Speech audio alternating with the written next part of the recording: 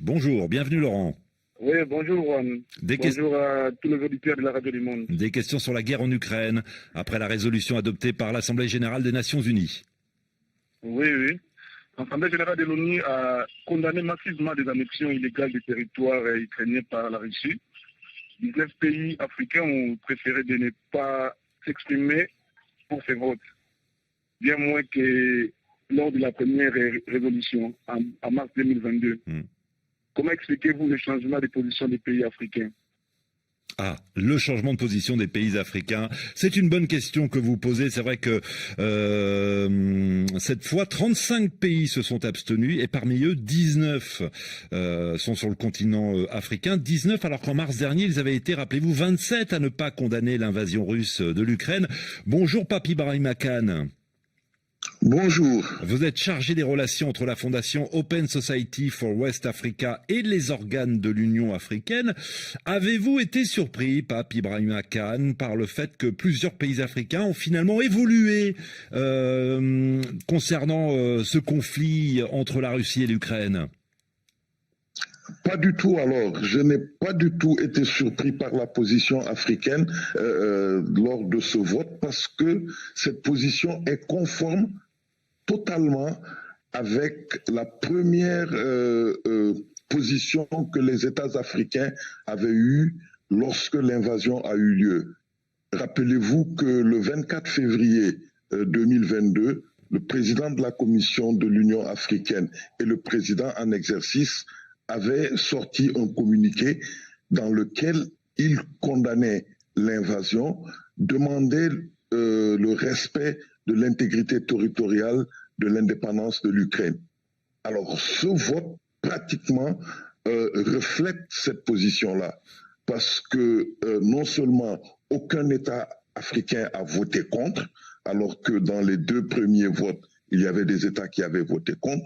Et l'abstention, à mon avis, pour les 19 dont vous avez parlé, reflète cette position-là en disant que nous voulons que la Russie respecte l'intégrité territoriale de l'Ukraine et nous voulons aussi le respect du droit international. Ouais. Donc, alors, en ne votant pas contre et en s'abstenant, oui, les États africains semblent, à mon avis, respecter cette position que leur organisation régionale avait prise au début du conflit. Au début du conflit, à la fin du mois de février. Ce qui est intéressant, c'est la position de certains pays comme par exemple le Sénégal. Le Sénégal qui s'était abstenu au mois de mars et qui cette fois a voté contre Moscou. Oui, mais c'est justement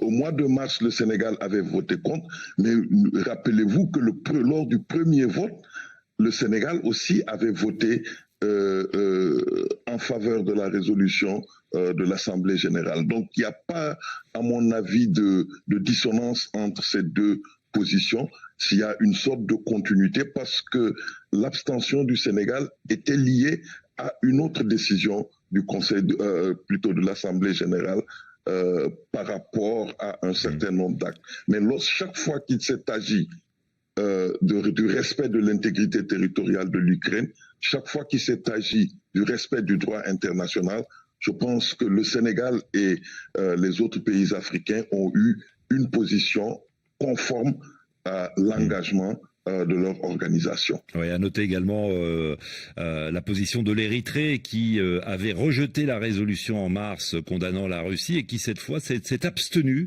L'Érythrée qui, rappelons-le, est traditionnellement très proche de Moscou. Un dernier mot, et on vous libère, Pape Ibrahima Khan. Il y a quelques jours, le ministre ukrainien des Affaires étrangères était en tournée africaine. Il s'est rendu notamment au Sénégal, en Côte d'Ivoire, au Ghana, au Kenya. Est-ce que vous pensez que cette tournée a peut-être, on va dire, influencé un certain nombre de pays africains à se positionner face à l'agression russe? Ou cette tournée n'a pas servi à grand-chose? Elle a beaucoup servi. Cette tournée a permis d'abord aux Ukrainiens de commencer à discuter avec les pays africains sur leur position. Et aux Ukrainiens aussi de mieux saisir le sens du vote des États africains. Je pense que notamment la visite au Sénégal et en Côte d'Ivoire a vraiment permis d'aplanir un certain nombre de difficultés, de problèmes qui existaient entre les États africains et l'Ukraine. Par exemple, l'Ukraine pensant que lorsqu'elle pose la question sous l'angle du fait que l'Afrique et l'Ukraine se trouvent dans une situation de coloniser, ou en tout cas d'attaque d'anciennes puissances coloniales, les États africains ont montré que ça ne pouvait pas être un argumentaire. L'argumentaire des États africains est lié au fait, le principal argumentaire est lié au fait que pour les Africains, cette guerre n'est pas la leur. Prendre en charge d'autres préoccupations, mais cette guerre n'est pas la leur et donc les États africains ne peuvent pas avoir le même comportement que les États européens. Et je pense que pendant cette tournée, les autorités ukrainiennes ont bien saisi cette approche des États africains et il y a même eu un début de discussion sur l'avenir des relations avec le reste du continent. Malheureusement, la tournée a été écourtée pour des raisons liées à l'agenda du ministre des Affaires étrangères, mais je pense que la visite de Macky Sall bientôt en Ukraine, ils étaient aussi en train de discuter de cette possibilité, permettra de mieux approfondir ces relations et de mieux comprendre l'attitude des États africains, parce que les Africains veulent que cette guerre serve à vraiment remettre en cause les règles actuelles des relations internationales, à donner une place